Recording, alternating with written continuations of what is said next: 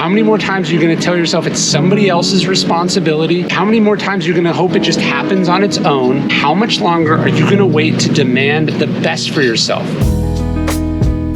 You don't just magically become productive, it's a process. And it's usually learning by trial and error. But the best way to learn are the experiences of other people. So one of the strategies I've always used to become productive in my life is to ask people who are more productive or more accomplished than me how they do what they do. That's one of the questions I ask the most on the Daily Stoic podcast. We've interviewed hundreds now of elite performers, billionaires, professional athletes, professional artists, people who are extremely successful and productive at what they do. I've asked them how they got that way. So in today's episode, I want to give you some of the best clips for becoming more productive and better at whatever you do. And if I can give you one tip to start from the Stoics, it comes to us from Marcus Aurelius. He says that the question you have to ask yourself always is this task essential? He says, when we eliminate the inessential, he says, but we get the double benefit of doing the things we should be doing better. So it's strategies like that from some elite performers here in the modern world about how to be more productive from the Daily Stoic podcast.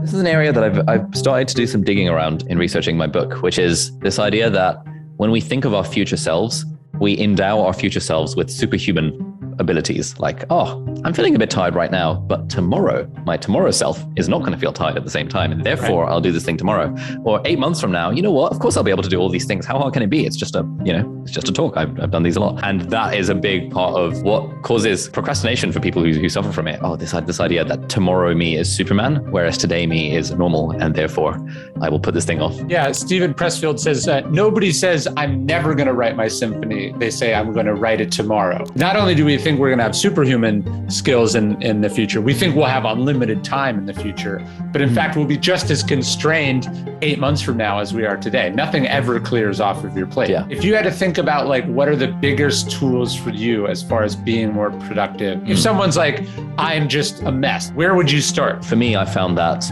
actually just optimizing for what's fun has been the single biggest hack for my productivity ever. And so now my advice for most people, if they're struggling with productivity, is find a way to make it fun. In terms of specific tools for getting more done, single biggest tip I found is something I came across in a book called Make Time by Jake Knapp and John Zeratsky. They call it the daily highlight. I think similar to Gary Keller's idea of the one thing, like what's the one thing I actually want to do today? And honestly, if I could actually just do that one thing that's most important to me every single day for 365 days, that would completely move the needle on my productivity. Life without design is erratic. That's from Seneca. So it's all about routine for me. So every day looks almost exactly the same for me, whether it's the weekend or it's a holiday or it's a hard working day.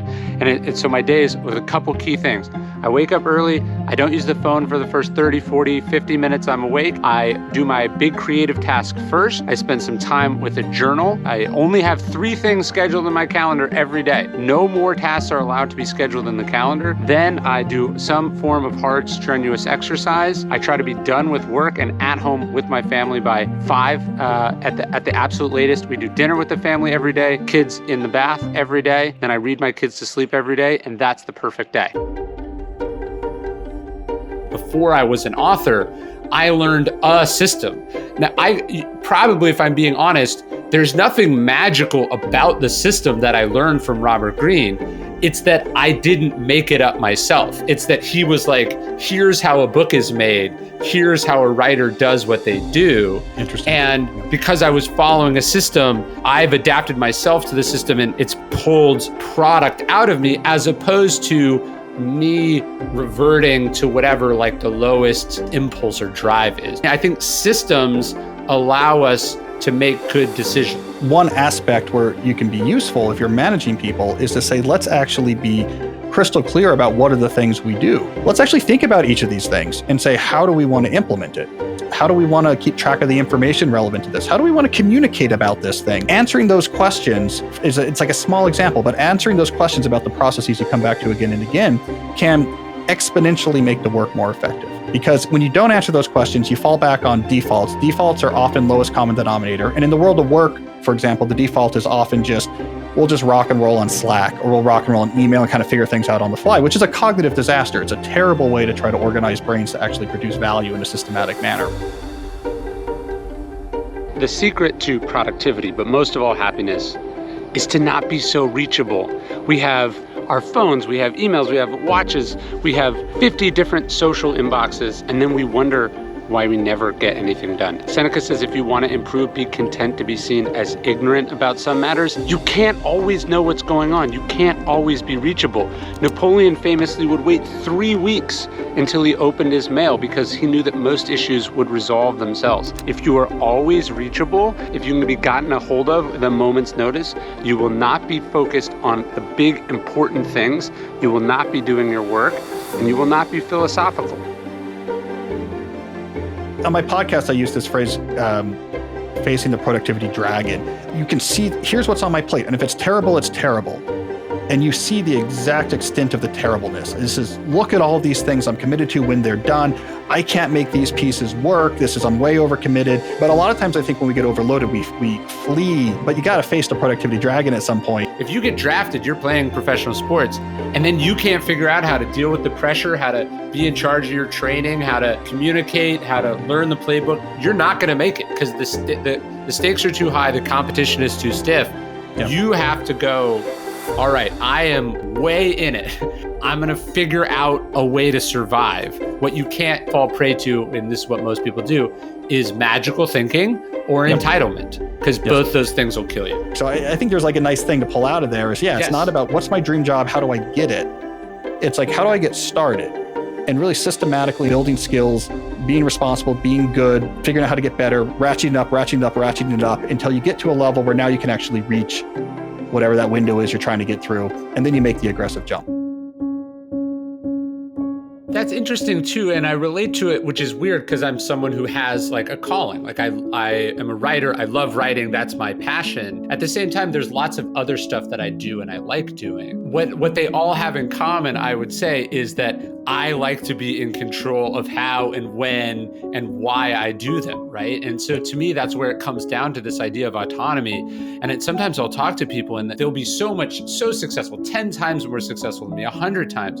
And I'll look at their life and I'll be like, that sounds awful, because they're in so little control of their life. You know, they've got a car waiting for them downstairs. They're scheduled down in the 5-minute increments. You know, to me, I think what I actually like of all the things that I do is the ability to focus deeply on it. So whether I'm investing in something, whether I'm, working outside on my farm, or whether I'm writing, what I like is not the specific content, as you're saying, but it's the ability to concentrate and really give myself fully over to it, not knowing that I have 7 minutes to finish this task or else I'm going to get in trouble.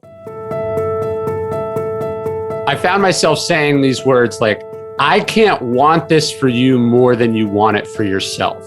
So what do you do when you are a fan of someone, you do want them to be successful, you are rooting for them, but they seem to be stuck in some sort of trap of self-doubt or fear or laziness or entitlement? How do you get people to rise to their level of potential or excellence? So you shake them up. But shaking them up isn't necessarily a negative. Like sometimes it's about putting them in the right context so that they're able to succeed at a higher level. I work with lots of college golf teams, and one of the things I like to do is I like to take the teams a couple of weeks before they have a big tournament. I like to put them on a course that everybody's going to shoot 63 on, and they go like, wow, like that felt really good. Damn right. And by the way, it's not going to be like that in a couple of weeks, so that's the last time we're going to do that. But I want to pump you up. I want to shake you up. I want to get your confidence as high as I can get it, as an example. Or it might be that I just need to put you in a situation where you can demonstrate your skills, and your skills will be more rewarded, not just by me, but by other people. I want to create a context by which you can come to see yourself differently, or at least see yourself more like I see you. I'll tell you this, give you an example. I have a very talented person in our team, and for whatever reason, she goes in and out of confidence. Well, I had a very honest conversation with her about 2 or 3 weeks ago, and she was shocked by it, by the way, and I'll tell you how it ended up. But what I said to her, I took a chance, and I said, I feel insulted by you. And she said, what do you mean? I said, I have all this confidence in you, more than you have confidence in yourself. But what you're telling me when you lack confidence in yourself is that I must be stupid, that my confidence is unfounded, that I must not be a good judge. She said, it never occurred to me that you could be insulted by my lack of low confidence. And I go, I think the world of you and have invested a tremendous amount of resource, and here you are undermining yourself, and you're basically calling me stupid. And she said, seriously? And I said, not completely, but mostly. Yeah. And I said, you got to stop it. And believe it or not, that was the thing that shook her up.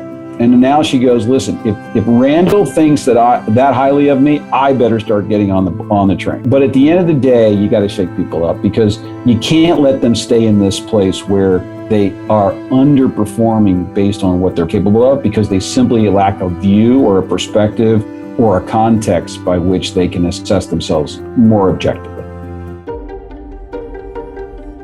Number one thing I tell the young people I talk to, they're like, I have my first job and I want advice. I was like, you can't ever drop the ball on something. It's just, you have to say this is not an option. If something comes onto my radar, it can never be an option that I'm just going to let that one go. Because everything will fall apart if that's who you are. You're going to be constantly bothered by the people above you because they don't trust you to get things done.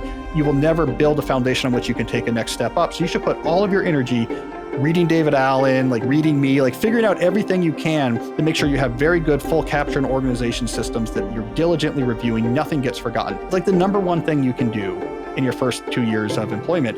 It's going to earn you the ability now going forward to start crafting your job more and more towards what you like. I tell people, here's a hack. One of the things you should do early on in a new job is say, great, I will get this to you on Wednesday. And then whether or not you have time to get that done by Wednesday or not, write them on Tuesday afternoon and say, Brian, I'm sorry, I said I was going to get this to you Wednesday. The schedule got a little tight, so it's going to be Friday morning. I apologize. And then deliver on Friday morning. Even if you could have delivered it on Wednesday, because it shows that you are on top of your stuff. It's more important that people realize Cal is on top of his stuff. He knows what's on his plate. And to me, the opposite of that, what's the death sentence, is when they're like, hey, I'm going to get this to you by Friday. And then you're like, okay, cool, I'll see you Friday or whatever. And then Thursday night, you hear, what was the password again? And then you're like, you haven't touched it. And now there's problems. Now you need help. You have just shown me or whoever you're working for that you're not only not on top of it, you don't feel obligated to be on top of it. That's my number one advice. Refuse to ever drop a ball. If you want to learn more about Stoic philosophy, totally for free, you can sign up for a daily Stoic email. It's one free email every morning. The best of Stoic wisdom, dailystoic.com/email.